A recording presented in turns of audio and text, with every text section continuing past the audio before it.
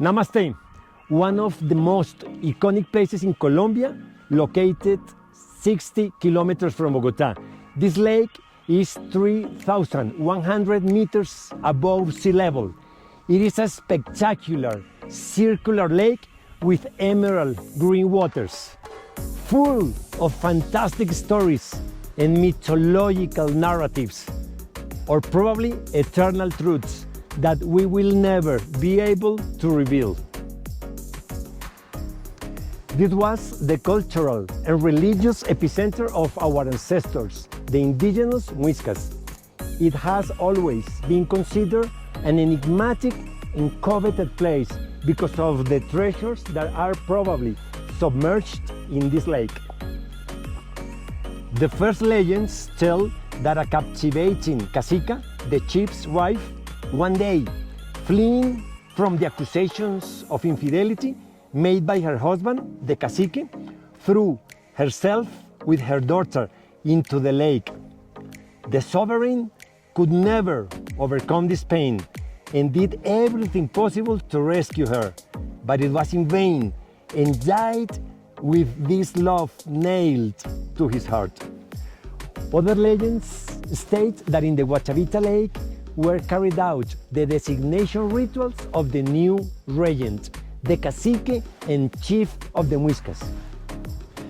According to tradition, for this ceremony, the cacique was covered the whole body with honey, frailejón plants, and gold dust. Then he was left on a raft in the middle of the lake, where he stayed until dawn.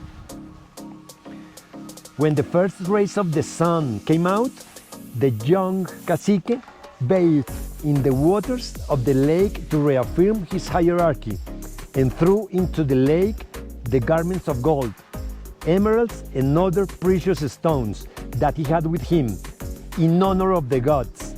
This ceremony gave rise to the El Dorado legend. This legend of El Dorado constituted at the same time the magnificence and the course of this sacred lake, since from the very beginning of the conquest, the conquerors tried to drain the lake to look for the treasures submerged dirt at the bottom. Later, in the Republican period, our rulers tried to extract these gold garments from the lake, and for this purpose they signed contracts with locals and foreign companies. However, those treasures were never found. Only a few pieces of gold jewelry have been found. The most famous piece of incalculable value is a raft of gold that today rests in the Gold Museum of Bogota.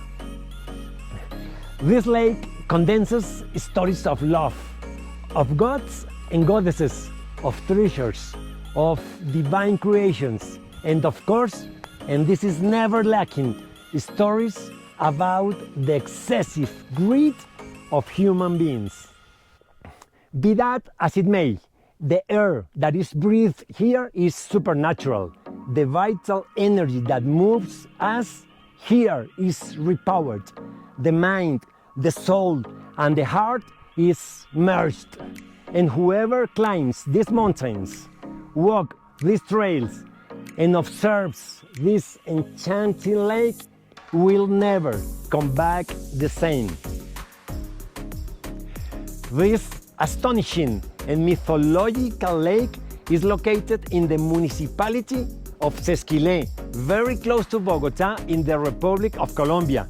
From this place, we are going to propose a new topic about mediation. Have you heard phrases similar to this? I would like to do that business, but I don't know. I'm not very sure because I don't trust that person good enough.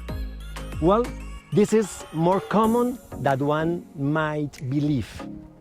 And we could say that in mediation, building trust is not only important, it is also decisive for obtaining positive results. But what exactly is trust or confidence? Let us try to illustrate this idea with an example.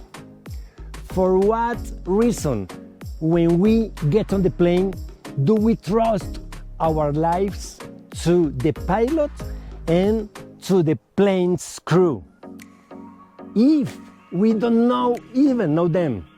What's more, we have never seen the pilot's face. And there where we go, calmly sitting in the plane, feeling safe as if we knew the pilot all our lives. Well, that's called trust or confidence. And we obtain it through a host of information that fits our mental processes, with which we generate tranquility and lower our guard against the fears that our environment presents us with on a daily basis. Now, what is the use of trust or confidence in mediation or negotiation? Or how can we build this trust, especially when it has been broken due to the past conflicts? In a very simple way, we could say that trust is like a vehicle in which messages travel, and from it we can communicate with our peers at the negotiating table and propose alternatives and solutions to a given situation. If this vehicle is dirty or in poor condition, obviously the recipient of the message will not be sure about the information contained in that message and will distrust the message. And this will mean that the recipient does not open the door to the message. And then two things can happen: either or reject the message or receive it in a distorted way. I really don't know which is worse, because both situations cause adverse effects for the sender of the message. In this sense, trust is only achieved through the issuance and reception of clear and transparent messages that leave no doubt about the legitimacy of the information they contain. If we issue clean messages without vagueness, the receiver of the message will open the door for the information to enter, and with it will come ideas and proposals that, if they are honest, coherent, and sustainable, very likely the receiver will enter a phase of interaction and constructive dialogue that will allow the structuring of mutually beneficial agreements. Lastly, what to do when confidence has been lost?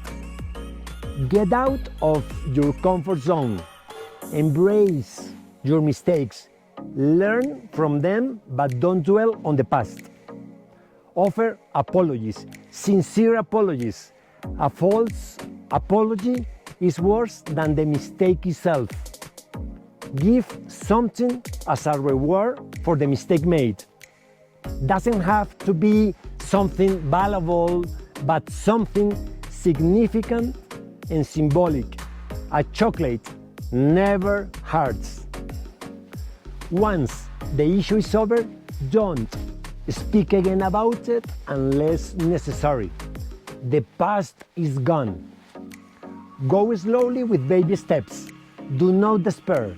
Magical changes doesn't exist. If you act with nobility and honesty, very soon you will realize how the sun shines again more than ever.